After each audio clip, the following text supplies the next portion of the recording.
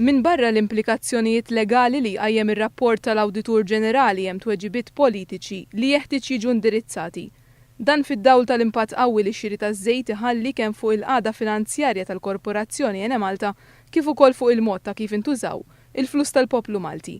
Huwa kliem maħraġ dak li ntuża fl-editorjal tal-Gazzetta The Times. Filwaqt li l-editur jgħid li jifhem li l-kunċett ta' governanza ġusta jdum biex jitrawhem u li dejjem ikun hemm persuni li jippruvaw ixekklu l-ħidma tal-gvern, m'hemm l-ebda skuża li qatt tista' tiġġustifika id-defiċenzi li ġew żvelati.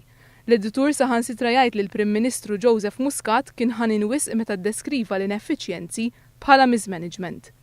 L-editorjal intitolat A Front to Principles of Good Governance jistaqsi kif qatt jista' jkun li seħħew każijiet fejn il-Kumitat tal-Immaniġġjar tar-Riskju jew l-Awtorità Maltija għar-Riżorsi ma ġewx ikkonsultati dwar xiri ta' żejt illi jiswa mijiet ta' miljuni ta' euro.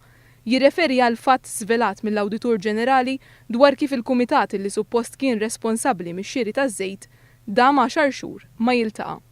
L-editorjal jistaqsi kif jista' jkun li l-Awditur ma jistax jiġġustifika każijiet fejn intrebħu tenders minn kumpaniji li mofrewx l-aħjar prezz għax ma nżammewx records bażiċi.